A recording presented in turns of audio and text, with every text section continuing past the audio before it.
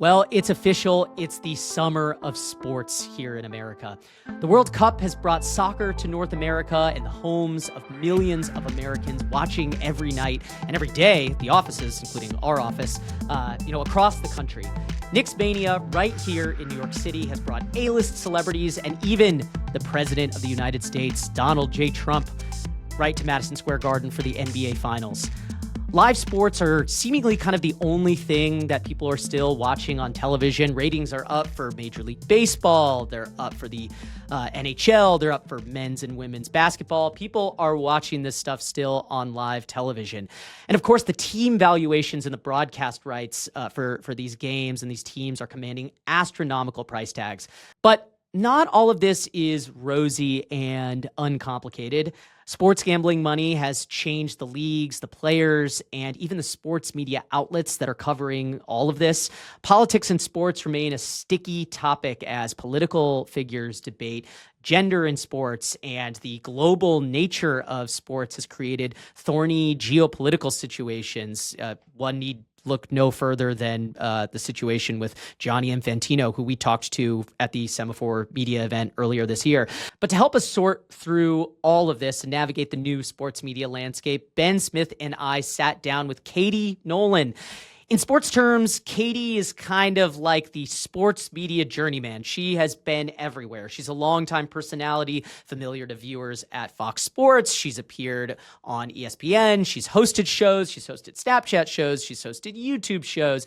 And now she is hosting the new podcast Casuals for SiriusXM. And she's appearing on fan service on the Mad Dog Sports Radio network for SiriusXM. Well, we wanted to talk to her about her new show and whether a market still exists for casual sports fans. We wanted to ask her why she's never shied away from the kind of difficult and thorny and sometimes challenging sports political stories that a lot of sports reporters and shows want to run far away from.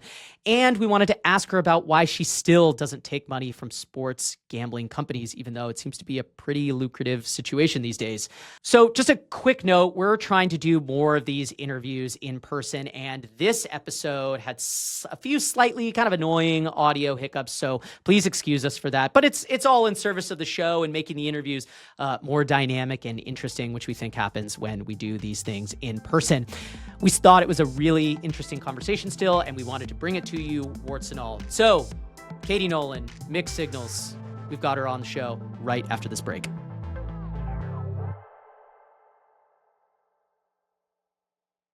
I was listening to your show Casuals on SiriusXM. Yeah, absolutely. And it was interesting because, it's on YouTube, it's built kind of for the internet, and yet you kind of steer it in a way that reminds me of like shows like PTI or these other shows like on ESPN where you're just like rattling through a bunch of topics really quickly, and you are like the captain of the ship, kind of like the anchor steering between, World Cup stuff, NBA stuff, NFL stories. I mean, do you feel like you've brought some of kind of that old, television, TV anchor kind of stuff, style to kind of this new medium? Yeah, that's really interesting. I hadn't thought of it that way, but probably, yeah. Like when we launched Casuals, my whole vision for it was that I had been a little bit removed from sports for a sec and was kind of reapproaching it with new, fresh eyes. And in the time that I wasn't working as closely in sports, I would talk to a lot of people who were like, yeah, I like sports, but I don't know them like you. And they were always qualifying it with like, I won't talk sports with you. You are such an expert. And in my head, I always feel like I don't know enough anyway, because there's so much to know in sports. And so when I launched Casuals, I wanted to make those people feel invited and welcome in the conversation. And I also wanted to take like smaller sports and make sure that if something very interesting happened in a smaller league or a sport that maybe doesn't get covered as much on TV, I wanted to make sure that we got it into the show because it was something interesting and worth talking about. And so because of that, and because we try to keep it to an hour, which we do a horrible job of doing, I don't think they've ever been an hour, it just sort of, naturally, I guess, started to organize our rundown for the show the same way that you would for a TV show. Because for me, it's just easier to always have a framework to eventually blow up and go off book. But if I have something to stick to, I just feel like a responsibility to make sure we get to every sport that has something interesting to talk about that day. Do you think your competing sports podcasters are underprepared? No, I just think So a it's lot like, of these things are very shaggy. well, they're very conversational, and I love a conversational podcast. That's like, being a guest on one I very much enjoy. But, while I had such a serious help to me launch this podcast and gave me a staff of producers, Yeah. I'm like, we might as well use it and produce it like a show. But I like all different types of podcasts. I mean, it's the kind of arc you talked about before, for from YouTube to TV to YouTube, and you've always been kind of like right on the edge of those two different things. Do you think there's like a kind of broader professionalization in a way? Like, do you think YouTube? Yeah, the YouTube. I mean, is there a difference between YouTube and TV anymore? At this point, I feel like no, and that's just based on my experience. So I don't know if like factually that wouldn't be backed up, but I mean, kids are watching YouTube like TV, and so yeah, I feel like at this point they're essentially one and the same, which is strange because to my generation, I feel like we still see it as separate and as more casual and as more like laid back and not as produced. But yeah, as long as people are consuming stuff on there like they would TV, I feel like why not produce it that way? Do you think, I guess what I'm kind of curious about is I'm a consumer of, and this is the fun thing about this show, like I get to use myself as the media consumer guinea pig, but I'm a consumer of like these incredibly niche podcasts about sports teams. Like I'm a big Lakers fan. Sorry, I know you're a Boston sports fan. I know. I'm from Southern California, but allowed to do that. Winning is franchise. But I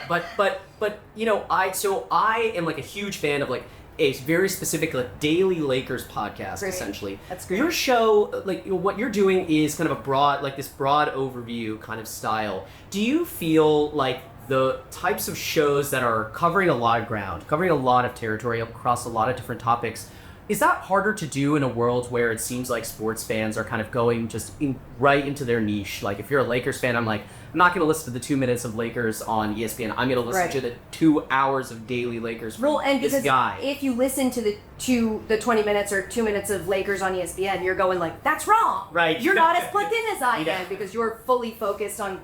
The way I pictured casuals working was that it would sort of be a pipeline to people to those things. Mm-hmm. So if they were not, necessary, maybe they come into it as a big basketball fan, but they really don't care for hockey. But we talk about hockey on the show, and then they go, oh, I'm starting to like hockey. Now I'll find my local hockey team. Then I'll get into a niche hockey podcast. I sort of saw it as like a gateway into all of the things that sports media has to offer, which, like you said, a lot are focusing on more niche audiences. I think it's easier, not saying it's easy to do that, but it is easier when you have an audience is tuned in to that team. You basically know what they're looking for and what they want to hear and care about, whereas on casuals and with a more broader audience, it is sometimes tough to go, are we talking about this because I care about it, or is this something that more people will care about? And I think sometimes what I struggle with when we're building our rundown is like, how much time do you give each thing? Whereas on a more niche podcast, it sort of naturally flows, and if the conversation stays in one place for a while, that's where the conversation was going to stay anyway.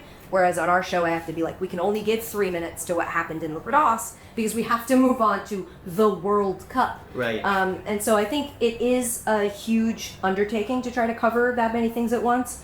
But it also can be a bit of like, it makes it a little easier that I can just go, well, we don't have time to talk about that. Mm-hmm. So we move on to the next thing. So it's like a double-edged, it can be good and it can be bad. Any sports you're like particularly sad on force feeding your audience? Hockey. I really am convinced that not enough people talk about hockey and that it's my favorite sport, especially postseason hockey. So I feel like when we're in the playoffs, if you can't find something to talk about in hockey, then you're just not trying hard enough because there's so much. The basketball playoffs really totally dominated. I know. They were neck and neck at first, to me at least. Yeah. And then the Knicks really, that like sweetheart. What happened to hockey? It used to be considered one of the great sports. I don't know. I think I feel like it's just branded as very Canadian, and some people just feel like in America they don't care about it. It's the sport that my brother played growing up, so my family was like a big hockey family. I was a rink rat. As a child, I hated hockey because it was what kept us from going on family vacations. Because instead we went to wherever he had stupid tournaments. But then as I got older, I was like, oh, I actually really love it. I was just resisting it because I was a child.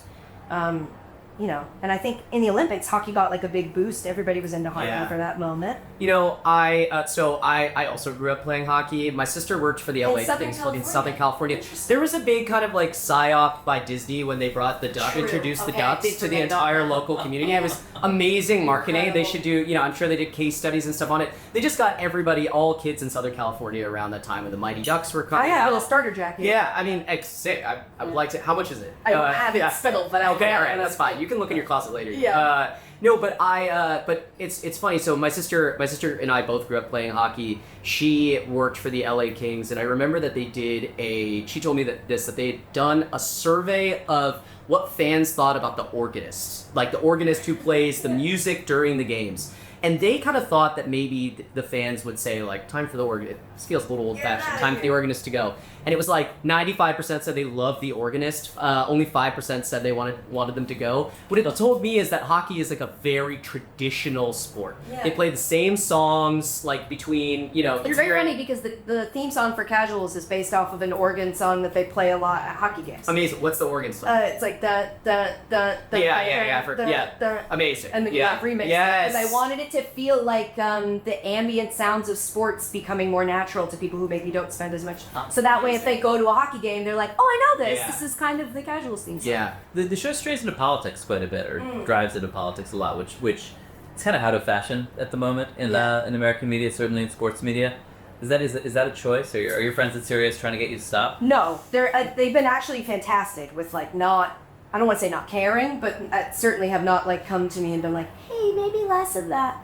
And look, I hate talking about it, but a lot of the time it's inserting itself into sports. I feel like politicians have figured out that there's a lot of passion and excitement in sports, and they like to co-sign it to try to take draft off of it basically and get some of the motion. I'm thinking specifically of like the way the White House involved itself in the hockey team winning the Olympics. And it was sort of like unavoidable in terms of a topic to discuss because, I don't know, just as a hockey fan who's watched hockey forever and who has been advocating loudly for hockey, it's frustrating for me to be like, in general, why would you want to party with the top cock in the locker room? It's not the first thing I think of when I'm like, let's drink and invite the FBI in. It's just like, doesn't seem logical to me. And so, that and then the Trump of it all, the phone call and all that was like worth discussing to me. I wish they would go away and stay out of sports so that we wouldn't have to talk about it. We had Clay Travis on a little while ago, and to the degree politics is talked about in sports, it is mostly sports has gotten too woke, and there's a lot of backlash energy. Are there people? I mean, have you found that there are people who want to talk progressive politics in sports? I mean, it feels like you and Pablo have sort of opened a bit of a vein there. Yeah, it feels like, it's funny you mentioned Clay Travis, because I feel like when he started getting very popular, it was that he didn't want anyone to talk about politics in sports. Yes, that was his thing. And now... But it's your fault. It's both. That's what backlashes are about. Or now somehow that's his thing. Yeah. He's talking about politics in sports, so a little interesting. But yeah, I just feel like it did become very quickly like, oh, too woke, we don't want to talk about it. And now I think it's silly. I think we discuss. I think my job as a person who watches a lot of sports, considers herself a sports fan, but is not an athlete, and covers the sports, is just like if the athletes voice an opinion or have a thought about, how they're treated or perceived, it's our job to kind of listen to that and help them communicate what they're feeling and thinking. And so those are usually the moments that I feel like we step into it, or at least used to, and then the Clay Travises of the world figured out how to monetize the opposite. Is that aperture widening, like where you get more kind of like Jackson Dart, kind of like, do you feel like it's more, which was sort of like a medium-sized mass, but maybe 5 years ago there would have been like a huge mass, and it sort of like it kind of came and went, and his teammates yelled at him, but it didn't ever boil over. Like, do you think that's changing in some way? Yeah, I have no idea. I wish I knew better. I wish I understood better where everybody was at and what was happening politically. All of us. I just feel very confused by a lot of what's happening in the moment. I know what I feel and what I think, but I also know that a lot of people might not care what I feel and what I think.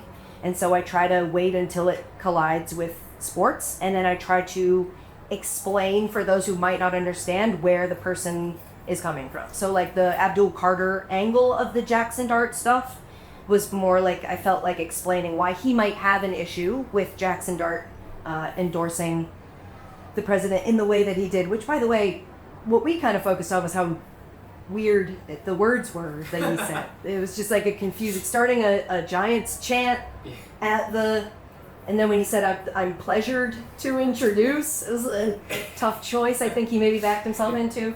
So yeah, I think the whole thing's kind of feels like a circus to me right now, and I don't really know. But I guess maybe he was just tripped up because Trump couldn't stop talking about how handsome he was. Maybe the size of his thighs. That would trip me up as well. I would be. Trump was talking about my physical appearance. These sorts of things. Before we kind of move on from the topic, did you worked at Fox, you worked at ESPN. Those were places that had some big, particularly ESPN had some like big internal conversations with a lot of the people who were there at the time around like how much, particularly several years ago, around like how much should they discuss, how much should politics be a part of, like it's in particular moments of when it was an incredibly obvious part of the story, how much should they kind of focus on that? I mean, did they ever kind of, you at times had moments that got picked up, for your comments that you were making and, about like, for example, like sexual assault and violence in the NFL. Was there ever anybody who told you like, hey, like, you should cool it on this, like, yeah, ESPN or Fox? No, but I also, one of the most fascinating things about working in TV for me was how little I heard from anybody. I was always very surprised by like, even when an article would be written that was like, oh, should this happen to this person? I was like, no one's ever coming to me and really giving me a note. So, no, I don't think anybody. Also, my most of my angles towards politics were like, why do we have to keep talking about this? But not in the way that's like, let's never talk about this, or like no one else can talk about this. My thing was more like, why? What a boring thing to discuss when we could be discussing the fun and the craziness of what happens on the field. There's so much to talk about. The like insertion of politics into it was frustrating. But no, I don't think anybody ever sat behind. I also differ with people on what qualifies as politics. Yeah. So to me, like LGBTQ issues, while I understand you have to politically advocate for human rights in that regard, to me it's not political for somebody to be gay or for somebody to be like, I'd like to be treated like a human being and have the same rights just because I'm, a lesbian. Like, I think that to me is not politics the same way that other people would say, like Clay Travis was like, basically said that being black or gay is political inherently. And to me, I was like, I think that's more inherently human, and humans engage in politics. And so I feel like anytime I kind of got into it on political stuff, it wasn't actually about politics. It was about like women's rights. It's not about like the congressional map. Yeah, I didn't. We're not talking about like healthcare. We're talking about like, people having people issues.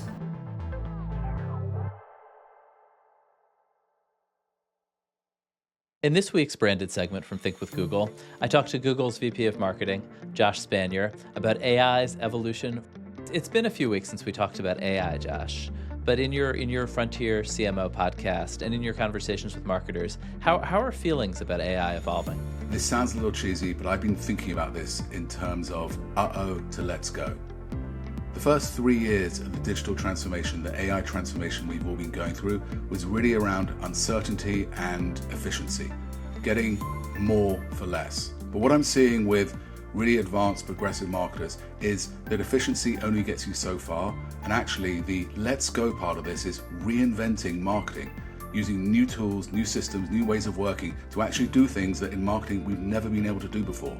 So inside of Google Marketing, we've been able to synthesize creative testing, outcome-based planning, synthetic audiences, idea generation in the space of an afternoon to actually find new things that we've never done before. That's really, really exciting. This let's go attitude is actually being reflected in how people are using Google's products as well, which is really, really exciting. How they're using AI mode in search, how they're using creator tools to generate stuff for YouTube. It's actually seeing people really excited about the possibilities. Instead of asking or fearing what AI is going to do to them, asking what they can do with AI. That's a whole mindset shift, which I think is really, really exciting. You can hear more of Josh's conversations with marketers on his new show, Frontier CMO.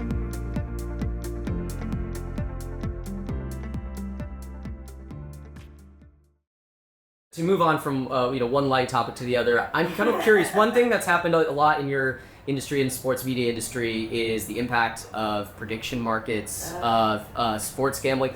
I'm actually surprised, given how much they spend, that like Polymarket and Kalshi aren't here. Or like, I've been thinking that I just haven't bumped into them. Yeah. I have not seen. no, they're not here. We haven't seen. I don't see like DraftKings. Like, there's no. Why are they? Well, they're not. need to be They're not here? in the advertising business. They're in a better business, which is just Taking They money take from money you. directly Yes, from yes, you, yes. yeah. But they do spend a lot on Makes advertising. advertising. Yeah. But I'm curious, like, I feel like I picked up some skepticism of prediction markets and the Oh, did sports you? gambling. Yeah, in some of your coverage, in some of the podcasts. Yeah. I'm kind of curious, how do you think sports gambling and the sports gambling advertising has changed sports media? Yeah, it's tough because we are at an advertising conference, and I always have to couch my full opinion because I don't want to off-put anybody. Our strategy, and what Sears has actually been very supportive of, is I said I don't want any gambling advertising on our sports podcast.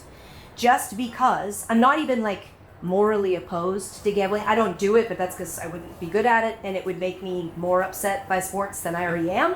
I sort of gamble with my heart instead of my money, and it hurts just as bad. But I just feel like very quickly, as soon as it was legal, everything became gambling. And as a person who watches a lot of sports content throughout the day, like I've always got on sports TV in the background, it just was immediately everywhere. And I wanted there to be a space, especially if the idea and the ethos of Casuals was to help bring people into sports. I wanted to make sure I wasn't immediately handing them off to something that could become a real problem in their lives. Because I don't personally yet know anybody, thank goodness, with a gambling addiction. But from what I've heard, it is one of the more insidious addictions. Yeah. It happens very quietly and privately. It can destroy someone's entire life. And it's not to say that you can't gamble responsibly. I know a lot of people who do. It just felt like if it was going to be everywhere and somebody was going to allow me to keep it from being in mine, then I was like, why not? Because if I were tired of hearing it, maybe that would be a reason I would tune into Casuals. Because I'd be like, I just am sick of bumping into everything being brought to you by Kalshi. There's this sense that like a high percentage of all alcohol is purchased by like very, very heavy drinkers. Do you feel like as gambling marketing takes over sports media, that sports media is shifting its programming toward programming for gamblers, basically, or for people who are more intense consumers? I feel like when I started, they were very protective of the shield, of the brand, of the actual game on the field. I remember there were a lot of conversations about when you could mention what the spread was, and it was like pre-game shows weren't allowed to say it. The shows like during the game, they weren't allowed to say it, and how quickly, again, once this all became legal, suddenly during the game, I remember watching a hockey game where there was must have done right before a goal was scored. They did like a parlay on screen where they were like, if you do this, this, and this, this will hit, and then during the call of a goal, the announcer, I don't remember who it was, said something like, if you had that last parlay, and it made my stomach turn, where I was like, this is a 180 from where we used to be. And I know, won't somebody think of the kids is an annoying thing to say, but I pictured like a young hockey fan not even having the context that the two used to be separate. That it used to be the sport, and then you could gamble on it, but it wasn't immediately obvious and the same. And so like when fantasy football started, I remember a lot of older people being like, fantasy football is ruining football because the kids only care about the players. They don't care about the teams anymore. Which to me, I was like, I don't care about that. That doesn't seem like a problem. But now that gambling is legal and that it's on your phones, and the kids are on their phones all the time, it just feels like sports and gambling on sports are too quickly becoming the same thing, instead of it being like you can be a sports fan and you can gamble on sports. Yeah. So for me, I just feel like too quickly they're becoming like, if you like sports, you put money on sports. Because why wouldn't you? Because you could make so much money. Yeah. Instead of it being like, that you can have a relationship with sports outside of a financial one. You can risk this instead of this. Are you a good sports gambler? Do you ever sports gamble? Is anyone a good sports gambler? I actually do know what if. Sorry, I guess. I don't want to blow up his spot on the show, but our other producer, Manny, is an amazing sports gambler. Really? Yeah. But That means he tells you when he wins. No. I know because I've been keeping track because I'm just around. Like I want to make sure that we don't. Right. Sam didn't say- He doesn't mind. If he doesn't like this, he can edit it out. Because it is literally the producer of the show. Just betting on the outcomes of wars, like, were you more or less? Yes. Do you like that better or I worse? hate it. It's true. Yeah. I hate it. I can't believe it's allowed. I don't know. I think that sports gambling in some ways, there's two ways of thinking about it, right? Sports gambling, there are clear rules, right? Like there are clear rules, if it's a fumble, it's a fumble. Like if there's a turnover, there's a turnover, right? Like, and if you're betting on the turnovers, that kind of thing happened. The problem with a lot of these events is there was a popular bet on Kalshi or Polymarket about the removal of the president of Iran and whether that was going to happen within a certain amount of time. And it was either Kalshi or Polymarket basically said he wasn't removed from office because he was killed, and it didn't actually count as technically him being removed from office. So everybody who bet on it was really upset. And there's some actual lawsuit around it right now. In some ways, sports has like much clearer boundaries and guidelines. That being said, there's the house in sports, right? There are the odds. There's people who set the odds, and that's not necessarily the case with prediction markets. Yeah, I mean, sports was sort of invented for you. I've been people have been gambling on sports as long as there was sports.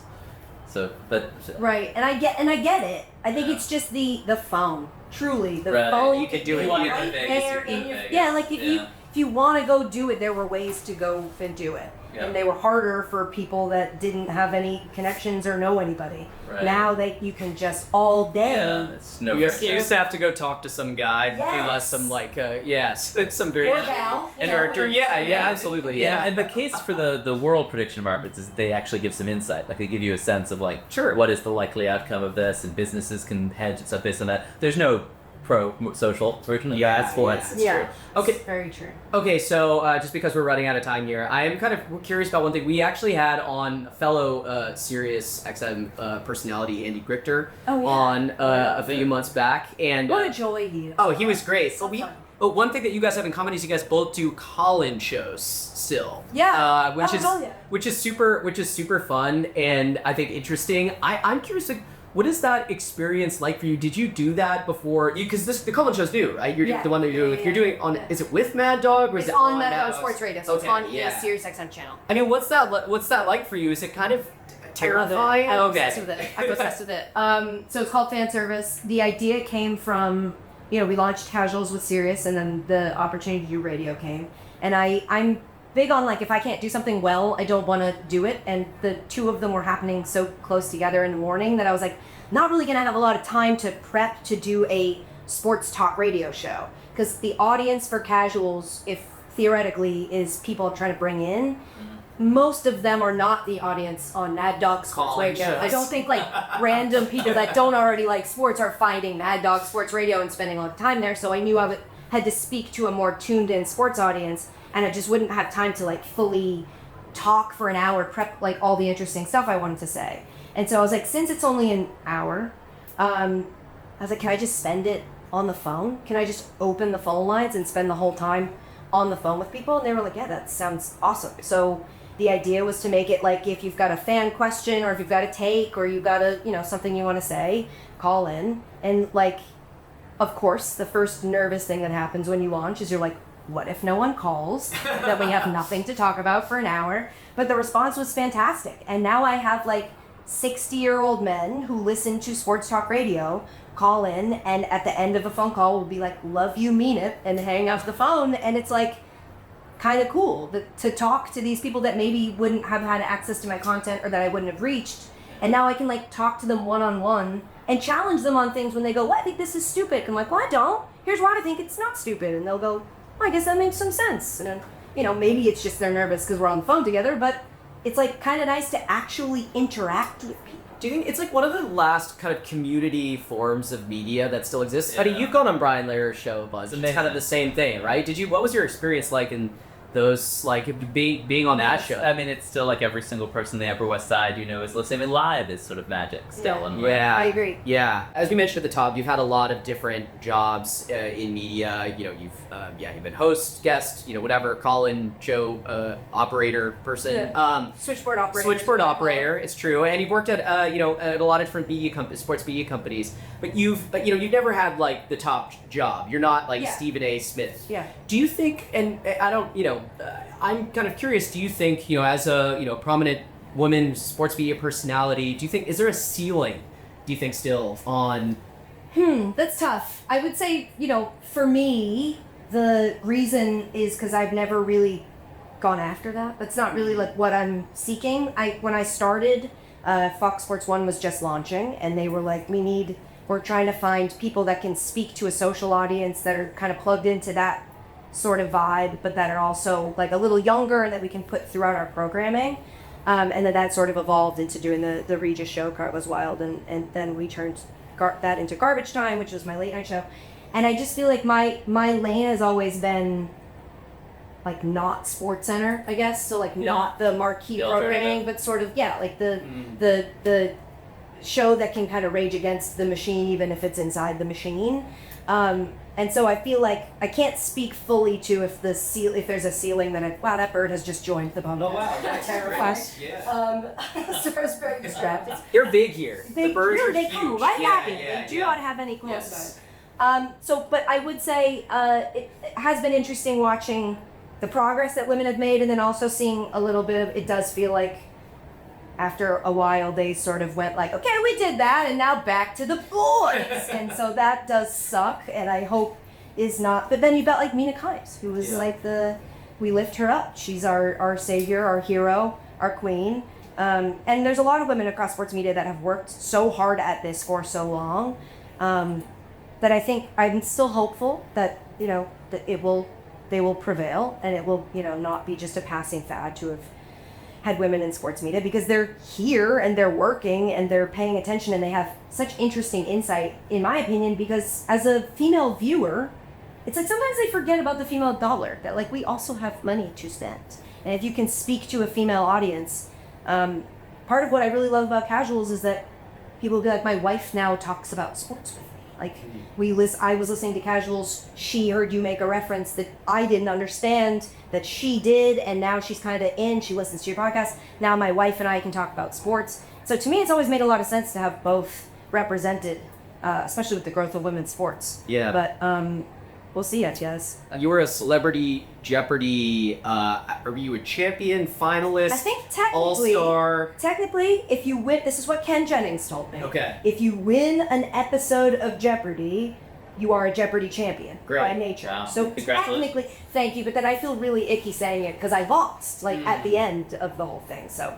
But you won some games. You're a champion. Yes, Yeah. yes. But otherwise, you're just a contestant. I'm curious. What was the prep? Okay, what was the prep like for that? Okay, I zeroed in on what was finite groups of knowledge, because sometimes you can go, I could learn everything about history. There's too much to know. I actually did try to learn. I'm very bad at history, so I wrote down everything that had ever happened, and I didn't remember any of it. I had memorized the presidents, but those are gone. It's the same guy a bunch of times. It's like they all look the same and they're all a John. But the thing I was like, I need to make sure something that would embarrass me would be if they asked me a question like, what country, blah, blah, blah, blah, and I named like a city. Right. Or if they said, what city, and I named a country. Yeah. So I made sure, because it's a finite group of information and I knew I could have a start and a stop point, I memorized every country and every capital of every country. And so before I got into Jeopardy, like to do Celebrity Jeopardy, geography, I didn't know where anything was. I didn't know all the countries. I didn't know anything. And now I know where all the countries are, and I know what their capitals are. And is that useful? Not really. But a heartwarming story. Anytime a country comes up, I now just say the capital and whoever's talking It's about helpful it. for the World Cup, for sure. Yeah, it's been fun. People were like, what is Cape Verde? I'm like, well, it's an island off the northwest coast. I believe it's Abia, but I'd have to check. The fact that that's even it's like, yeah, that's impressive to me. Yeah. Well, thank you, Katie. Thanks so much. Thanks for having me. This was great.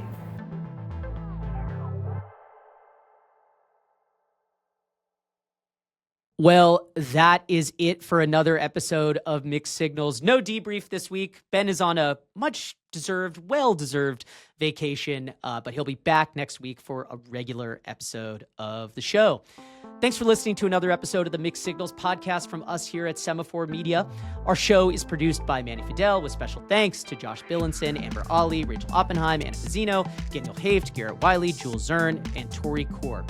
Our engineer is Rick Kwan, and our theme music is by Steve Bone. Also wanted to give a special thanks to Google, our sponsor, which let us use a coveted air-conditioned space on the beach at Cannes on the hottest day ever in French history to record this episode with Katie Nolan. So we were inside, luckily, in the AC while everybody was out in the truly horrendous heat in France. So thank you to Google.